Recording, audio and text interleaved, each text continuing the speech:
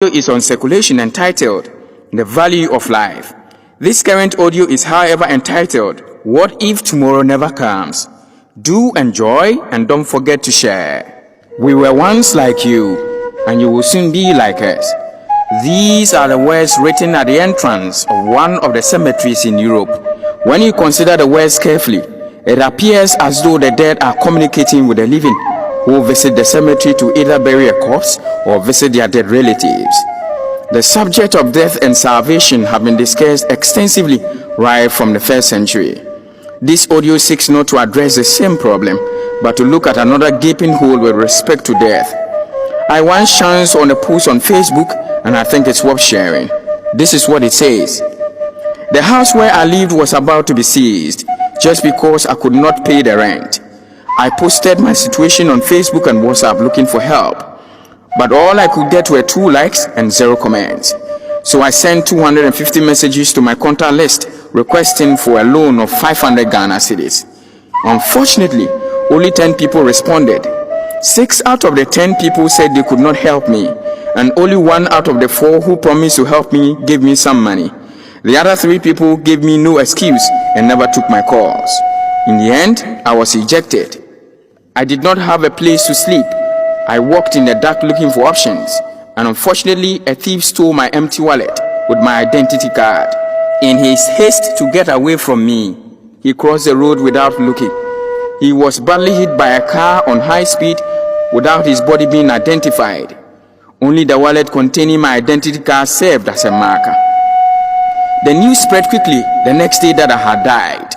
628 people posted on my Facebook wall how they knew me and how kind I was. A committee was formed by my supposed faithful friends who raised 9,000 Ghana cedis to feed people at my funeral.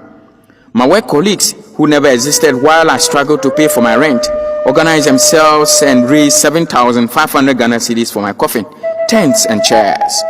I had to be buried in a coffin worth 6,000 Ghana cedi, but as they hastily bought it, there was a man who sold it to them for 2,500 Ghana cedi, saying it was his contribution. The family met again. It was a rare opportunity for the family to meet again. For my funeral, the family contributed 2,500 Ghana cedis. Everybody wanted to volunteer to show that they were participating. They printed t-shirts and polos for more than 1,500 Ghana cedis. Imagine the scene when I showed up on the day of my burial. In Ghana, Africa and some parts of the world, people celebrate the dead more than the living.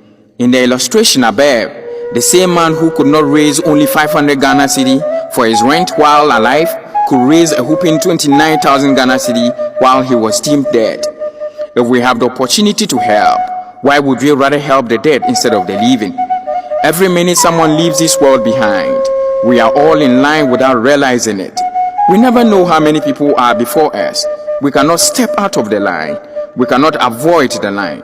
So while we wait in line for us to be served with death, make moments count, make priorities, make time, make your gifts known, make your voice heard, make somebody smile, make the change, make love, make up, make peace, make sure to have no regrets, and above all, make sure you are ready.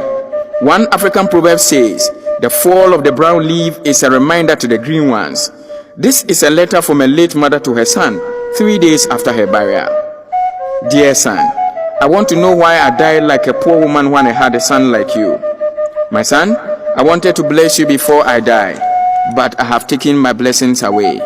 My breakfast, lunch and supper were a challenge when I was alive, but you spent money to cook all types of food, meat and different types of drinks on my burial day. Son, you chose to spread and rub my body with costly fragrance when I was using granite oil as my cream. You dressed my corpse with expensive clothes, while my clothes were in shreds and tatters while I was alive. When my corpse was in the morgue, you came to check on me from time to time, yet you came to visit me once a year when I was alive. You care about my corpse more than my living soul. The most painful thing is the kind of expensive casket you put my corpse in when I was living in an uncompleted house. You completed the house, painted and cleared the compound in 1 week just to celebrate my corpse. Now you wrote a tribute to me saying, Mama, I love you so much, rest in peace, when I died with a broken heart. We must appreciate people and invest in them while they breathe and walk the earth. We must not postpone our help till tomorrow. What if tomorrow never comes? This audio is born out of genuine concern for neglect for our family and friends while alive, but will do everything under the sun to lavishly embellish their dead remains while they are gone. I'll finish this with some of the words of Garth Brooks' songs entitled, What If Tomorrow Never Comes? Sometimes late at night, I lie awake and watch her sleeping. She's lost in peaceful dreams, so I turn the light out and lay there in the dark. And the thought crosses my mind, if I never wake up in the morning, will she ever doubt the way I feel about her in my heart?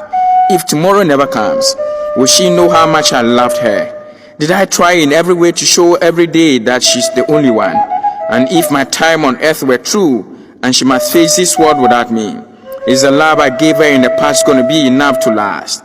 If tomorrow never comes, so tell that special person that you love just what you are thinking of.